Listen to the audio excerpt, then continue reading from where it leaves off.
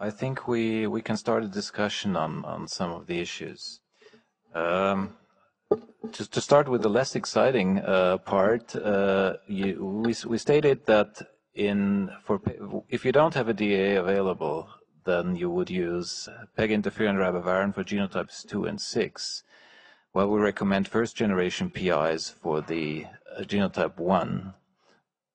But we probably would recommend PR regimens also if you don't have a DA available for genotype 1, right? Because some areas in Europe still have this problem, and so we really have to give this very conservative recommendation as well. Thank you. That's the reality, and the guidelines take that reality into account. So the guidelines have not glossed over this reality, and they explicitly state that where these options are not available, you may be still required to use interferon and ribavirin, or telaprevir, boceprevir, PEG interferon and ribavirin. But the guidelines are also written in such a way which, based on the evidence we have, indicate the direction of travel towards the next wave of DAAs in combination with interferon, generally with shorter regimens, and of course, as Jean-Michel has illustrated, those available interferon-free guidelines. So we would hope that this translates into reality as far as possible, where these options become widely available, and in an ideal world we could harmonize these treatments. But the guidelines do explicitly state this. Alessio, would you like to comment a little bit on our discussion about the different genotypes, and especially genotypes 3 to 6, where the evidence is not as solid as in other genotypes? We had extensive discussion on that, and I'd like you to maybe explain how we came up with these conclusions. This is obviously a very important issue because we're focusing most of the time on genotype 1, but at least 50% of the patients worldwide, even more, are not genotype 1 patients. And we have very good data coming from small studies on genotype 4, genotype 5, genotype 6 with the current regimens, and we would like to have more data there. And we have strong data for genotype 3 that show that sulfosylate plus ribavirin is an optimal option in patients without cirrhosis and naive patients, but clearly suboptimal option in patients with advanced disease who are experienced patients. And I'm looking forward to some of the studies that we saw here at ILC. I saw the data by the 2D combination by AbbVie in the genotype 4, which was very good, presented by Christophe Izod. We saw the data with sulfosylate and dipasvir in genotype 5 and 6 today, but very small data. Genotype 3, we saw some promising results with sulfosylate plus the dipasvir. So I think we're going in the right direction. I'm expecting very good results in the future. And I would like to encourage you to get real-life data on the regimens we are recommending in this next 6, 8 months, 8 months, 1 year, to have real-life data to see how effective these regimens that we are recommending really are in these genotypes. Are you comfortable in recommending genotype 3 treatment with sulfosylate plus the clatazvir shorter than sulfosylate ribavirin alone?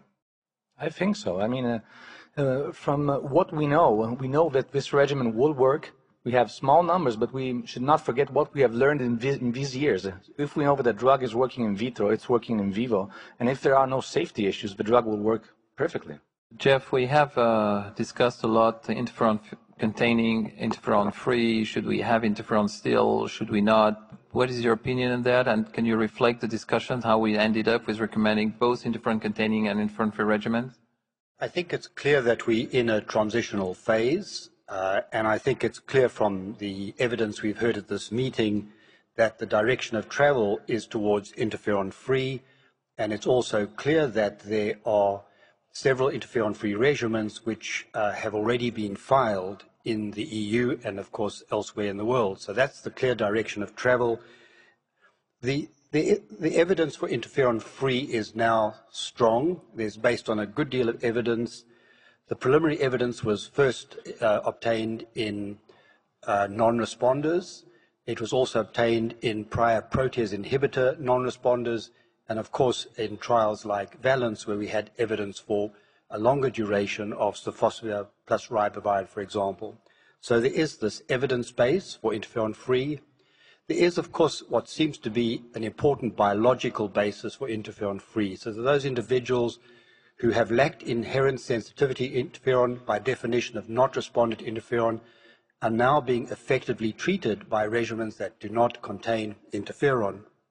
And of course, there are the issues around tolerance of treatments that do not contain interferon, and we can apply them in patients with compensated cirrhosis, and possibly, as we gain experience in experience centers, in patients with decompensated cirrhosis and post-transplant. So it's because of those different lines of evidence that I think it's clear that interferon-free will become very important. But there is a good body of data for this and a very good biologic basis for suggesting that interferon-free will be more efficacious and advantageous. What is your expectation for our next update of the recommendation? Do you think we will still have these interferon-containing options? Very few. I guess there may still be some salvage operations, for example, for individuals who fail a NS5B polymerase inhibitor and an NS5A inhibitor, who develop resistant mutations to both those, for individuals who develop multi-resistant hepatitis C virus, where resistance is developed to both the protease, the NS5B, and the NS5A. We may have to throw interferon into that mix, but I think it's clear from the data we've heard at this meeting that we are about ready to dispense with ribavirin, with few exceptions, genotype 3 being one, with, as you heard from the electron data, sofosbuvir plus ledipasvir. But I think we're about to dispense with ribavirin, and we're about to dispense with interferon. So are you an anti-ribavirin, a pro-ribavirin, or a neutral guy? Ribavirin, where necessary, seems to be a small price to pay. So I don't have antithesis towards using ribavirin, but I think that decline in hemoglobin seen with ribavirin can be avoided under most circumstances. And we've clearly seen that, for example, from some of the data at this meeting. But this will require firming of the evidence with different regimens. So, Xavier, we had endless discussions on patients with very advanced liver disease, and I think one of the main reasons is that these patients are the most in need of efficacious therapy, but at the end we do not have a lot of data. So we'd like to comment on patients with advanced liver disease, post-transplant, the compensated cirrhosis, not in the transplant list, which was really core of our discussion. This was the only topic on which I felt that the consensus was more difficult to build. Yeah, you are right. I think this is a difficult topic, but I think I have to say that your slides were crystal clear. I think they reflect exactly what we discussed. I think in patients with compensated disease, there is not much discussion. I think that some data, not a lot of patients, but I think the studies with sofosbuvir give us a hint. And guessing that adding a second DAA would be beneficial, I think it's more than reasonable. I think it's nice to include in the guidelines that patients in whom you see that they are already decompensated should be treated in experience centers is relevant, because we don't have any safety data in these patients, at least from clinical trials. From real life we may. And remember that patients that are decompensated in the waiting list, they may or may not have a severe recurrence. So these patients have to receive a safe treatment. So until these data are in the literature, we have to be careful. Regarding patients with decompensated liver disease not on the transplant list, I think here the main goal, and I think if you attended the last session yesterday afternoon, is not SVR12 probably. The main endpoint is a hard endpoint. Clinical improvement, decrease in decompensation, maybe increase in liver function and survival. And until we don't have any data, we can guess, but we cannot really strongly recommend. Moving to post-transplant patients, I think this is relatively easy. We favored recommending interferon-free treatments because of the poor tolerance of interferon in this patient population. And I think, luckily enough, the 3 drugs that you presented here and will be available during 2014 have no interactions with major immunosuppressive agents like cyclosporine and tacrolimus. So I think, although these studies have been done in healthy volunteers, it's safe enough to say that no interactions will be expected. Close monitoring is recommended, but these drugs will be probably safe and more efficacious. So, Xavier, very practically, you're going back to your place, which is a very experienced center, probably tomorrow or Monday, and you have a patient with a compensated cirrhosis, not in the transplant list. You have sofosbuvir, cimeprevir, declatasvir available. Are you treating this patient? I would not do it outside a clinical trial expanded access program as we do in the guidelines, honestly. I think this is a very important recommendation. We put that early access programs where data is collected and clinical trials is probably the appropriate setting for treating this patient. I think this is a very important point. They are in need for therapy, but we cannot harm them. So this is an important point.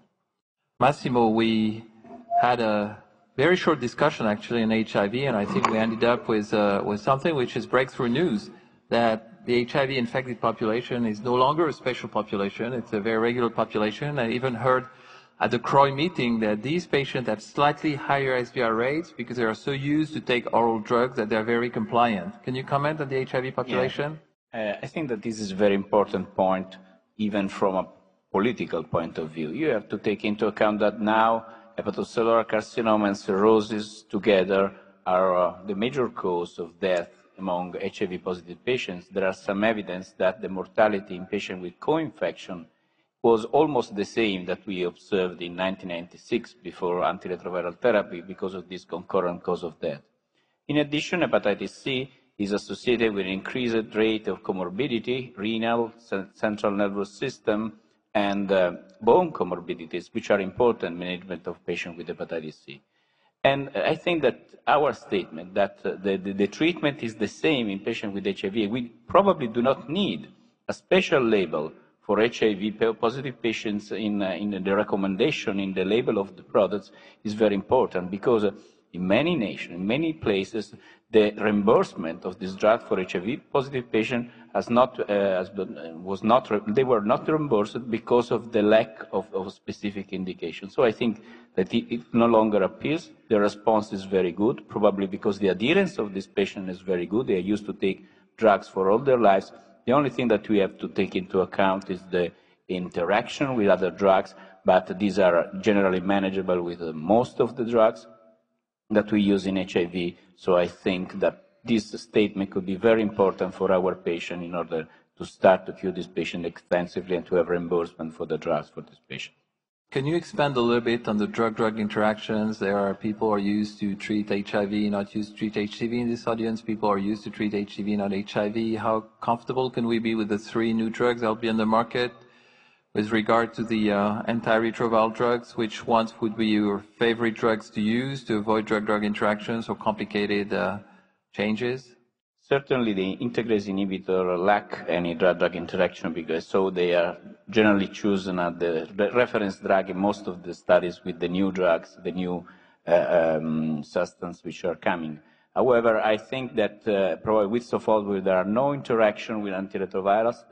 And for other drugs, you can, even for daclatasvir, adjust the dose of the anti-hepatitis C drug in order to continue treatment of anti-HIV therapy. But you have to take into account that we have more than 25 drugs of more than 6 classes of drugs. So I think that it could be very difficult to find a patient where it's not possible to continue any kind of antiretroviral therapy. And I think that Experience Center could pursue the treatment of co-infection. And in addition, we have very good wearable resources such as the Liverpool website that could give us probably any new information because the information in this field are continuously arriving.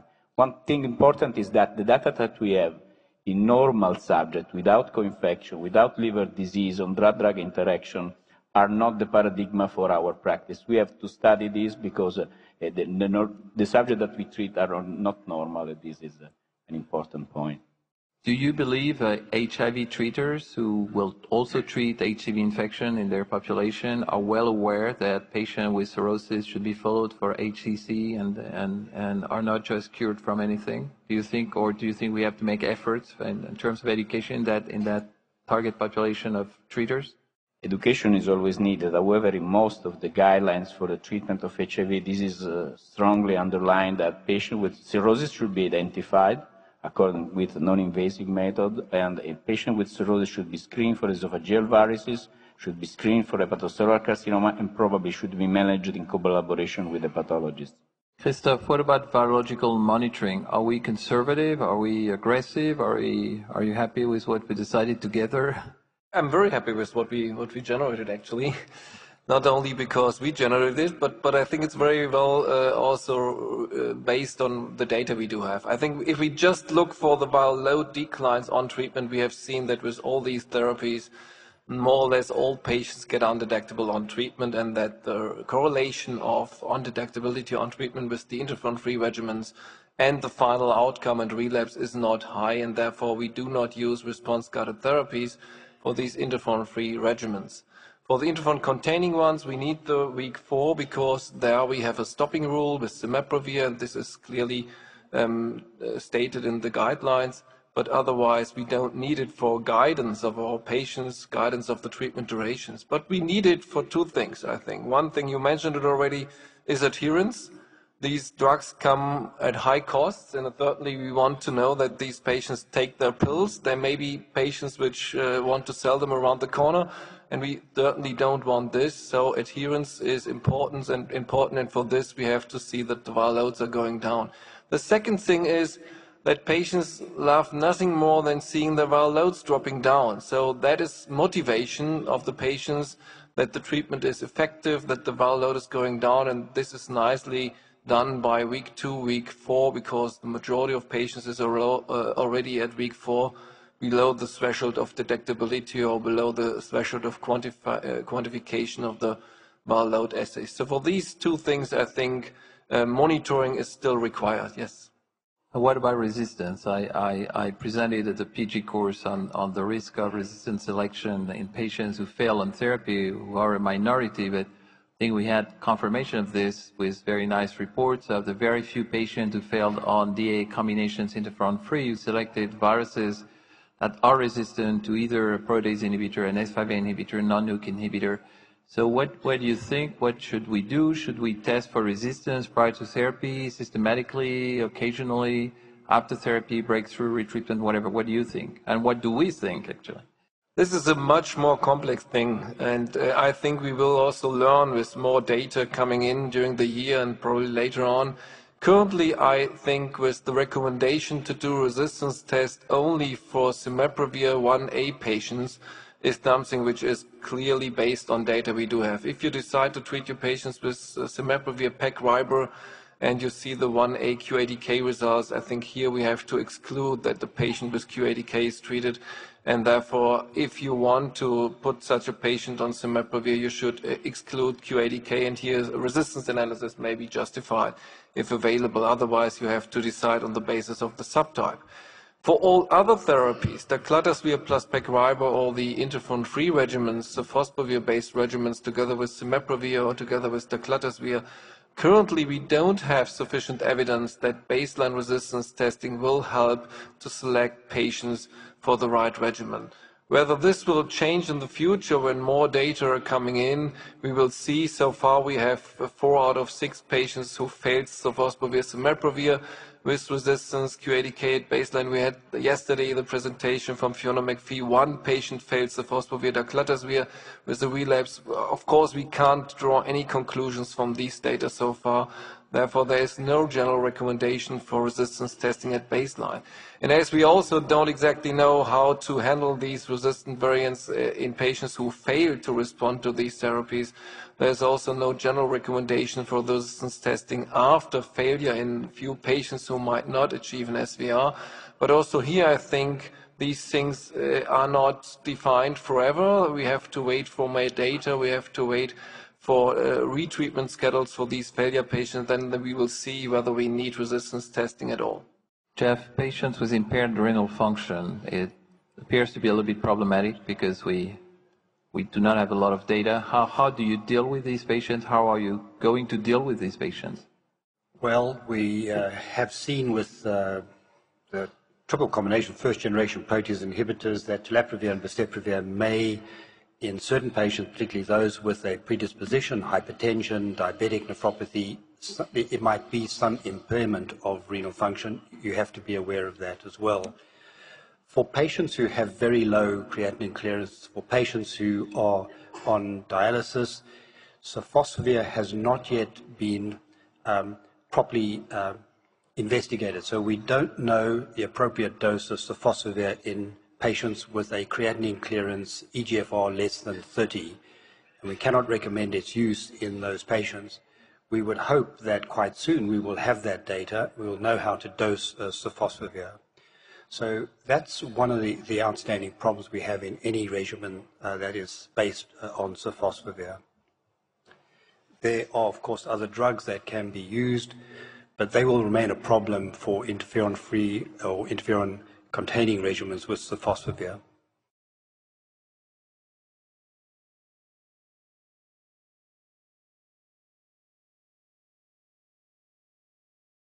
If possible, you have to plan starting treatment before this happens.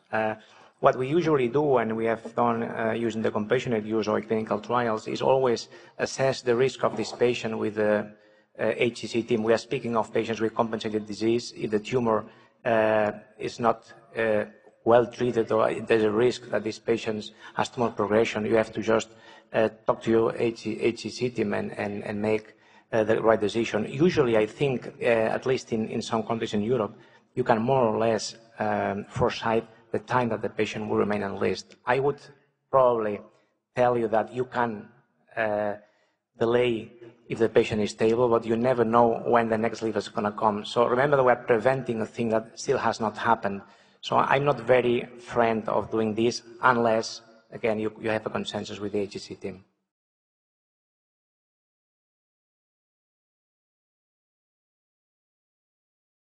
That is an excellent point. The only data we have from this strategy comes from the compassionate use program, in which some patients who were decompensated cirrhotics after transplantation and were awaiting a new retransplantation. We know that some investigators, what they did, seeing that the patient received less than 1 month of therapy, continued immediately after transplantation. Regretfully, I cannot give you the data because we have not analyzed them, but I think that has to be done in very experienced centers because the reasons we mentioned before, GFR might be impaired after transplantation, lots of drugs interaction, so that requires an expertise team, but it's a possibility.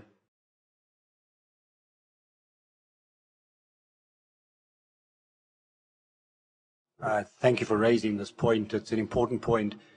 So in theory, exposure with cimeprevir could be increased in patients with decompensated disease. We've also seen evidence that levels of sofosbuvir will go up in patients with decompensated disease and that there's slight impairment of the hepatitis C RNA decline with sofosbuvir. So it's for that reason that we've made the recommendation that if, for example, a regimen like cimeprevir plus sofosbuvir, sofosbuvir plus decladisvir is being used in patients with decompensated cirrhosis, this is done in specialized centers so that these patients can be appropriately monitored and, as far as possible, not come to any harm. But you're right to raise the point, exposures are higher. Pleased to hear that what you're saying anecdotally may be the case. We recognize that the patients with decompensated cirrhosis are a vitally important group and that we will have to cautiously step into that group. Xavier has made the point that this has to be extremely cautious, and we would urge this to be done under very controlled conditions for that reason.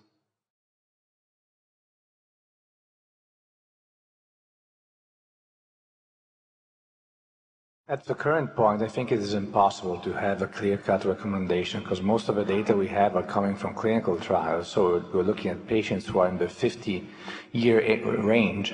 Of course, from an economical standpoint, you should restrict treatment, obviously, in terms of age. But in terms from a clinical standpoint, you have benefits of treating patients probably of all age. So putting a clear limit was really hard for us to get a consensus there. We discussed about this, but we thought at the current moment it was impossible for us, and it was not in the scope of the EASL clinical practice guidance to have an age limit. But in the future, we can update this. I mean, we have to have more data in terms of safety, in terms of long-term benefits. We can update this.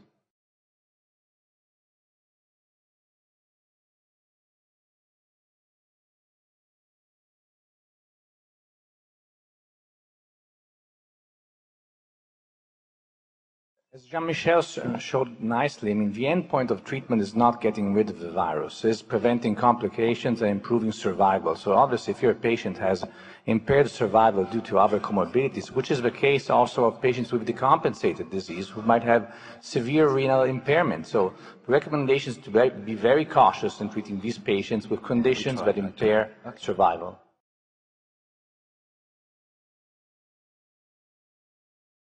It's written in the guidelines, you can see it. We haven't changed it majorly from our current recommendations. So we obviously are favoring patients with advanced fibrosis, F2 or more, and that's what we state in the guidelines. It can be assessed by liver biopsy, HBIG measurement or fibroscan measurement, but we favor, obviously, until more evidence is there, patients with F2 or more.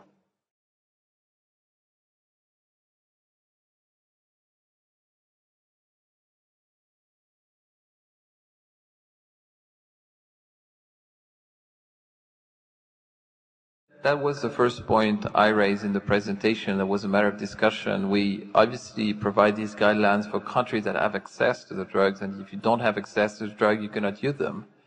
And this is why we maintain interferon ribavirin or interferon ribavirin telaprevir, boceprevir potential treatments. But I also believe that with these guidelines that clearly recommend the option that should be used, you should have means by which your government gives you access to these new therapies. And I'm sure that Spain will be sensible to this and eventually will accept that you treat at least the most advanced patients with the new drugs. We hope so.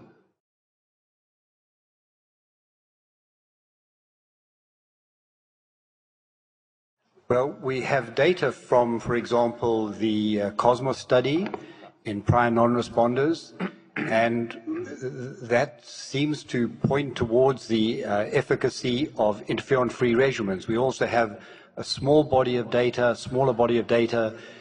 suggesting, in fact, that patients treated with sofosbuvir, declatosvir, who have not previously responded to peg interferon ribavirin can be very effectively. So the guidelines firmly state this, that these are the way in which the patient should be treated is clearly with a differing regimen, and we have good evidence to suggest that those regimens would be effective in prior peg interferon non-responders. There'll be other regimens coming down the line, and you've heard the evidence of this meeting, but we do have evidence that the combination of sofosbuvir and someprevir, sofosbuvir, declatosvir is effective in those patients. We will need access.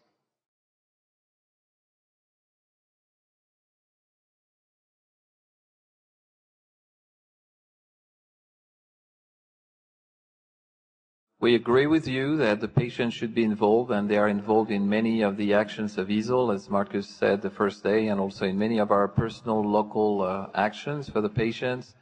However, our consensus was that the EASL clinical practice guidelines should be scientific guidelines based on evidence written by doctors. There may be other fora, we believe, where we can join the forces of the patients and the doctors for this.